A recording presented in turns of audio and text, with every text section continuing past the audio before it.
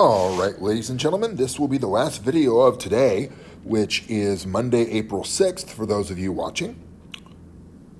And that's the wrong color. What we're going to do today is we're going to finish our discussions of acids and esters. Now, so far, what we've seen in the previous videos is ways of turning an acid into an ester through the Fischer esterification, which is an alcohol and hydronium. The second thing we looked at was the way to take an ester and crack it open using base and water to form the carboxylate salt and the alcohol. And we can also crack open the ester using hydronium and water, which will give you back the parent acid and the alcohol. And all is right with the world. So now what we know is we know how to go from acids to esters and back again. Well, there's one more process that I'd like to talk about here, and that is esters back and forth with other esters. Now, this process is called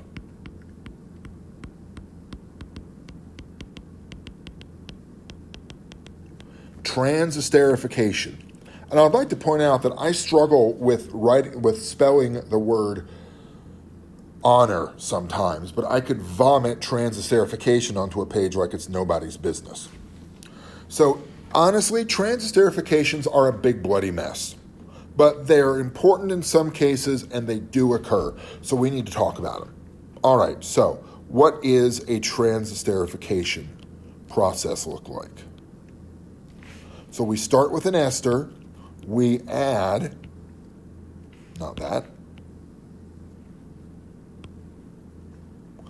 a different alcohol. What I'd like you to notice here is that this is a 3-carbon group, this is a 2-carbon group. And we react this in the presence of sulfuric acid, and what we get is this.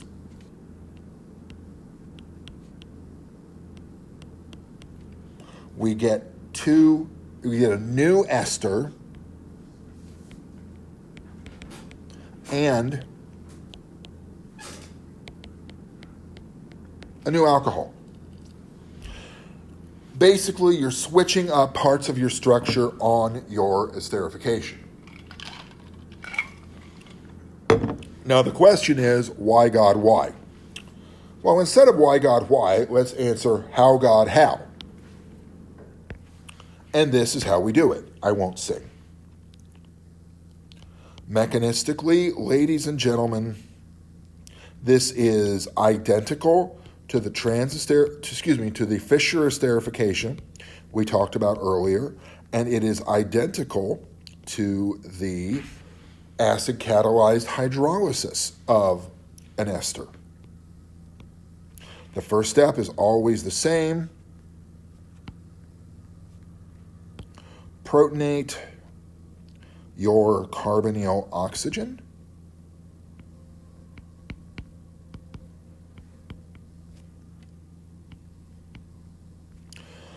Protonate your carbonyl oxygen like so. And now the incoming nucleophile, our 2-carbon nucleophile, will nucleophilically attack, open up the carbon-oxygen pi bond, which in equilibrium gives you this.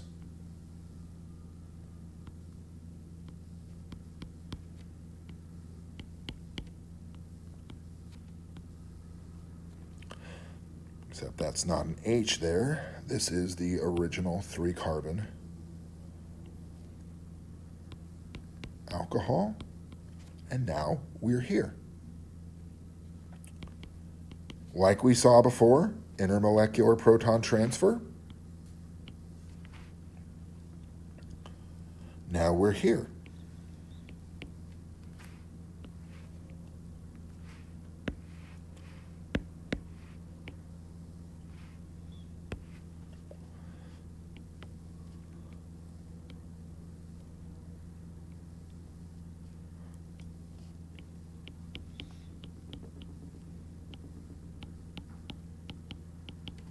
Okay, we now have the alcohol that was part of it ready to go. We reform the pi bond and knock that alcohol portion off. And it gives us this. The new ester, which only needs deprotonation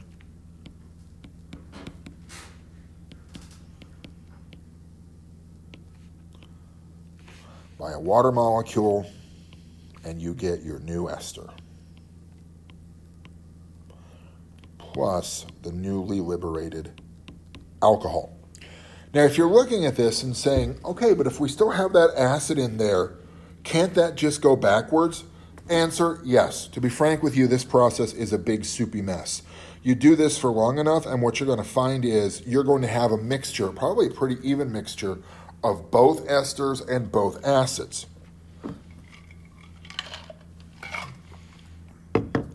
So, I just want you to be aware of that. There's one more ester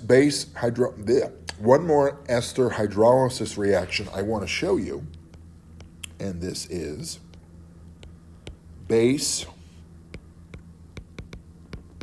mediated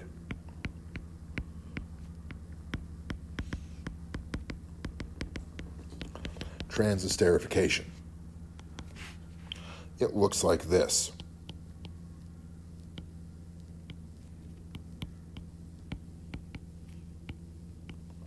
You take your ester and now you use the alkoxide of what you want the new other half of your ester to be, and what you get is this.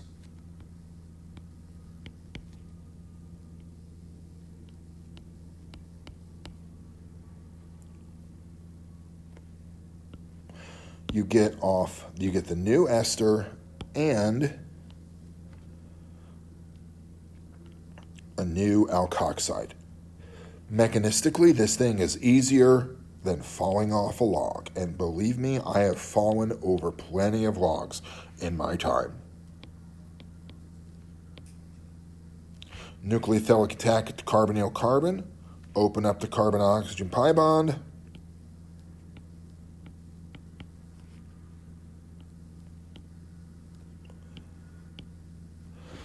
And we're here. Almost done. We reform the carbon-oxygen pi bond and knock off our other alcohol group. So we have a brand spanking new ester and a new alkoxide. Like before, this one can go back and forth really easily. This also turns into a big soupy mess. So just be aware that these happen. There are occasions for it to be very useful. That's the last video I'm doing for today, Monday, April 6th. I want to stop here and let you all take a look at these. As always, like and subscribe so I can sound like every other YouTuber ever. And if you have any questions, either email me or put them in the comments below. I check them several times a day. Have a good day, folks. Stay healthy, stay safe, stay sane.